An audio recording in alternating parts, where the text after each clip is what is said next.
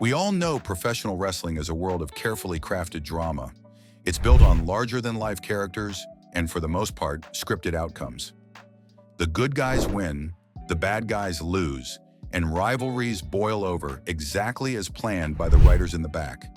It's a performance where incredible athletes are also actors, and the ring is their stage. But here's the thing about live TV and high-pressure situations. Sometimes the performance just stops. And sometimes the emotions are no longer part of the act.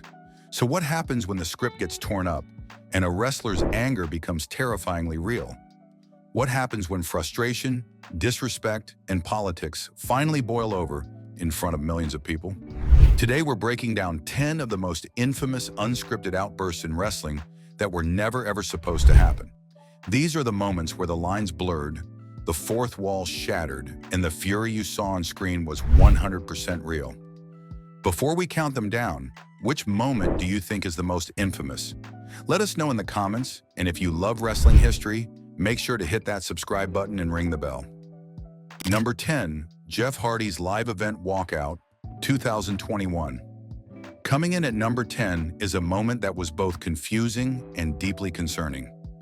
On December 4th, 2021, at a WWE house show in Texas, Jeff Hardy was teaming with Drew McIntyre and King Woods against the Bloodline. Now, house shows are usually the most relaxed events on the calendar. They aren't on TV, and the wrestlers have more freedom to just have fun. But on this night, something was clearly off. Fans in attendance noted that Hardy seemed sluggish throughout the match. After taking a beating from Roman Reigns and the Usos, he finally made the hot tag to Drew McIntyre, a totally standard tag team sequence. But what happened next was anything but. After tagging out, Jeff didn't hop onto the apron. He rolled out of the ring, down to the floor, and started walking through the audience. Followed by security, he left the building and never came back, leaving his partners to finish the match alone. Back in the ring, McIntyre and Woods looked completely bewildered. The backstage reaction was just as swift. Hardy was sent home from the tour, and just 5 days later, WWE released him. Given Jeff's well-documented history, the immediate speculation was that he had relapsed. WWE reportedly offered him rehab, which he didn't accept at the time. Jeff later clarified that he wasn't under the influence. He was just completely burnt out, feeling like a ghost roaming the halls in WWE. He described the walkout as an almost subconscious act, like a higher power telling him he was done. He felt that his big moment at Survivor Series a few weeks prior was his last glimmer of hope. And when WWE failed to capitalize on it, he felt worthless. This wasn't an explosive outburst, but a quiet, desperate act of self-preservation from a man who felt he had nothing left to give. It was a silent protest that ended his WWE career not with a bang, but with a quiet disappearance into the crowd. Number 9, The Plane Ride from Hell, 2002. Our ninth entry isn't about one wrestler's fury, but an entire plane's descent into chaos. In May 2002, after a UK pay-per-view, the WWE roster boarded a chartered 757 for the long flight home. With an open bar and a long delay on the tarmac, the trip quickly devolved into a legendary story of unchecked egos and pure mayhem. The list of things that happened at 30,000 feet is just staggering. A young Brock Lesnar got into a real wrestling match with the veteran Curt Hennig, Mr. Perfect. Their grappling got so intense they slammed dangerously close to the plane's emergency exit, forcing Triple H and others to break it up before a catastrophe happened. Elsewhere, a drunk Michael Hayes punched a sleeping Bradshaw, who woke up and knocked Hayes out cold. Later, Shawn X-Pac Waltman decided to get his own revenge by cutting off a passed-out Hayes' signature mullet. And the chaos wasn't just wrestler on wrestler. Ric Flair allegedly walked the aisle wearing nothing but his robe, flashing flight attendants. The incident would later lead to a lawsuit filed by 2 of the attendants who accused Flair of sexual harassment. Dustin Rhodes, as Goldust, got on the plane's PA system to drunkenly serenade his ex-wife, Terry Runnels, until Jim Ross had to shut him down. The real fury came in the aftermath. Vince McMahon wasn't on the flight, but when he heard about the conduct, the consequences were severe. Scott Hall, who was already on thin ice, was fired. Curt Hennig was released for his part in the fight with Lesnar. Goldust's contract wasn't renewed, and Flair faced legal troubles that would follow him for years. The plane ride from hell is a chilling monument to a culture of excess and a stark reminder that when the cameras go off, the fallout can be career-altering. Number 8, Neville, PIKZELS, walks out, 2017. There's a fine line between playing a character and feeling like your actual talent is being disrespected. For Neville, the man we now know as Pac, WWE crossed that line in October 2017, leading to one of the most principled walkouts in modern history. By 2017, Neville had totally reinvented himself. He wasn't the high-flying man that gravity forgot anymore. He was the king of the cruiserweights, a bitter, dominant heel who carried the entire 205 Live division on his back. He was, without a doubt, one of the best performers in the whole company, and his championship reign was the only thing making the cruiserweight division feel important. The script for the October 9th episode of Raw was the final straw. The plan was for Neville to lose to Enzo Amore. Now, Enzo was a popular character, but he was widely seen by fans and peers as a terrible in-ring worker. For Neville, a world-traveled master of his craft, being told to lose the title he'd legitimized to a guy like Enzo wasn't just a storyline, it was a slap in the face. So he just said no. Before the show, Neville walked out of the arena. His fury wasn't about one bad decision, but about months of feeling disrespected. He believed his talent was being wasted, and he simply left the building, forcing a last-minute rewrite of Raw. What followed was a long, silent standoff. Neville went home and basically vanished from wrestling. He wasn't fired, but he wasn't on TV. He just sat out his contract for nearly a year. This wasn't a loud, profanity-laced tantrum. It was a quiet act of defiance. The fury was in the silence. He refused to compromise his professional integrity, believing so strongly he was being misused that he was willing to sacrifice his career. WWE finally granted his release in August 2018, and he soon re-emerged as Pac, reminding the world of the incredible talent WWE let slip through its fingers. Number 7, Kurt Angle vs. Daniel Puder, The Shoot Incident, 2004. Sometimes a wrestler's fury comes from being challenged in a way that was never, ever supposed to happen. This brings us to number 7. The time a rookie almost broke the arm of an Olympic gold medalist on live TV. The date was November 4, 2004 on SmackDown. The segment was part of the Tough Enough competition. Kurt Angle, a legit wrestling machine, was in the ring to haze the contestants. He'd already legitimately broken one guy's ribs in a shoot match. Feeling cocky, Angle issued an open challenge to the other finalists. Daniel Puder, a contestant with a real MMA background, stepped up. What happened next was completely unscripted and dangerously real. Angle took Puder down, but in the scramble, Puder locked Angle in a tight Kimura lock, a submission hold that can easily break an arm. For a few terrifying seconds, an Olympic champion was trapped by a rookie on national television. You could see the panic and fury building in Angle's eyes. The script was gone. This was a real fight, and he was about to lose. Thinking fast to save Angle from being seriously injured or forced to tap out, which would have destroyed his credibility, referee Jimmy Corderas made a split-second call. He dropped to the mat and counted a lightning-fast 3, claiming Puder's shoulders were down, even though one was clearly off the mat. The bell rang, and Angle was declared the winner. Angle immediately jumped up, his face a mask of pure rage. He got in the rookie's face and screamed at him, knowing exactly how close he'd come to being humiliated. The backstage fallout for Puder was brutal. The other wrestlers saw what he did as a huge sign of disrespect. His punishment came a few months later at the Royal Rumble, where veterans like Chris Benoit and Eddie Guerrero took turns delivering viciously stiff chops and strikes before tossing him out.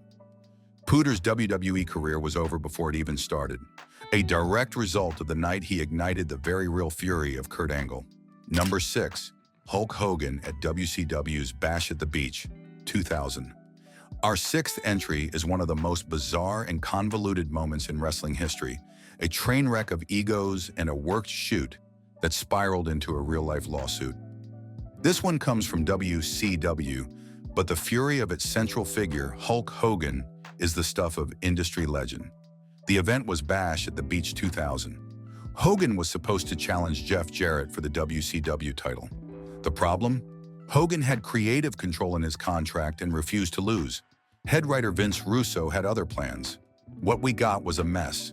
When the bell rang, Jeff Jarrett, on Russo's orders, just laid down in the ring. A confused Hogan grabbed a mic, yelled, "Is this your idea, Russo?" That's why this company is in the damn shape it's in, because of bullshit like this. He then put a foot on Jarrett's chest for the win. The crowd was baffled. But this is where things went completely off the rails. After Hogan left with the belt, Vince Russo stormed out and delivered one of the most infamous promos ever. He said Jarrett only laid down because of Hogan's backstage politics. He publicly fired Hogan, calling him a big, bald son of a bitch, and declared that fans would never see that piece of shit again. He then announced a new world title match for later that night between Jarrett and Booker T, which Booker would go on to win. While the lie-down might have been part of some confusing plan, Russo's personal insults were not. Hogan, who had already left the arena, was legitimately furious. He felt Russo had publicly defamed him. The fury was so intense it didn't just end with angry phone calls. It ended in court. Hogan filed a defamation lawsuit against Russo and WCW's parent company. He never appeared on WCW programming again. The incident remains a masterclass in chaos, a moment where a scripted dispute became a very real, very public, and very litigious explosion of genuine hatred. We are halfway through our list, and the stories only get more intense from here. If you're enjoying this look at wrestling's real-life drama, do us a favor and hit that like button and subscribe to the channel if you haven't done it. It really helps the channel out. Now let's get to our number 5. Number 5, Bret Hart and the Montreal Screwjob, 1997. There is no unscripted moment of fury more famous or more influential than this one. At number 5, it's the single most infamous incident in pro wrestling history, the Montreal Screwjob. On November 9th, 1997 at Survivor Series, the trust between a wrestler and his boss was shattered on live TV, leading to pure, unadulterated backstage rage. The context is everything. Bret the Hitman Hart was the WWF champion, but he'd signed a deal to leave for rival WCW. His final match was against his real-life enemy, Shawn Michaels, in his home country of Canada. Bret refused to lose the title to Michaels in Montreal, and he said Vince McMahon had agreed. The plan was for a disqualification finish, with Bret giving up the title the next night. But Vince had a different plan. Terrified Bret would show up on WCW with the WWF title, he conspired with Shawn Michaels and referee Earl Hebner to screw Bret out of the championship without him knowing. Late in the match, Michaels put Bret in his own finishing move, the sharpshooter. Just as Bret was about to reverse the hold, referee Earl Hebner, on a direct order from Vince at ringside, called for the bell. Shawn Michaels was declared the new champion, even though Bret never tapped out. The confusion in the ring instantly turned to white-hot fury. Bret, realizing he'd been betrayed, stood up and spat directly in Vince McMahon's face. He smashed monitors at ringside and traced the letters WCW in the air. The broadcast ended in chaos, but the real fury was just getting started. Backstage, the locker room leader, The Undertaker, reportedly forced Vince to go face Bret and explain himself. When Vince entered Bret's dressing room, the confrontation turned physical. Accounts vary, but the consensus is clear. Bret Hart, fueled by pure rage, punched Vince McMahon square in the face, knocking him off his feet and leaving him with a black eye. This wasn't a storyline. This was a man physically assaulting his boss for an unprecedented act of betrayal. The Montreal Screwjob wasn't just an unscripted finish, it was the catalyst for genuine violence and a wound that would take over a decade to heal. Number 4, Brock Lesnar's post-Vince retirement walkout, 2022. Brock Lesnar has always been a unique force in WWE, a guy who operates on his own terms. When he's angry, it's real, and it's usually about business or loyalty.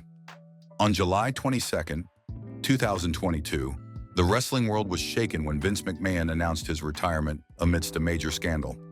Hours later, WWE's biggest star reportedly walked out, not over a storyline, but out of loyalty to the man who was leaving.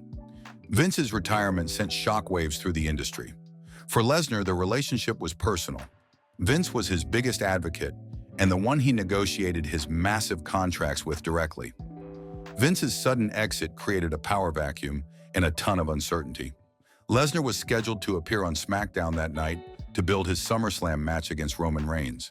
But when he heard the news, reports flooded the internet that Lesnar had angrily left the arena. Multiple sources quoted him as saying something like, "If he's gone, I'm gone." His fury seemed to be a mix of loyalty and frustration with the chaos. The man he had built his career around was gone, and Brock's first reaction was to just pack his bags and leave. The panic backstage was immense. SmackDown was just hours away from going live, and their main attraction for both that night and SummerSlam had just vanished. The script was hastily rewritten, and Lesnar was even pulled from ads for the pay-per-view. In the end, the walkout was temporary.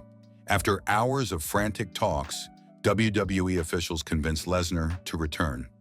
He did appear at the very end of the show to F5 Theory and put the SummerSlam main event back on track.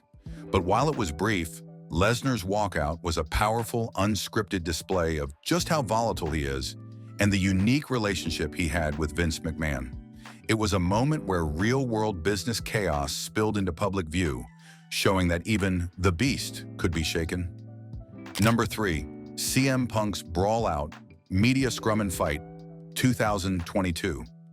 If the Montreal Screwjob was a slow-burn betrayal, our number 3 was a live verbal hand grenade. This is the story of Brawl Out, the night CM Punk, as the new AEW World Champion, torched his own company at the post-show media scrum for All Out on September 4th, 2022. CM Punk had just won the AEW title in his hometown of Chicago. He walked into the press conference with AEW President Tony Khan sitting right next to him, a plate of muffins and a mountain of grudges. What came next was one of the most destructive, unscripted rants in wrestling history. Instead of talking about his victory, Punk aired years of personal and professional dirty laundry.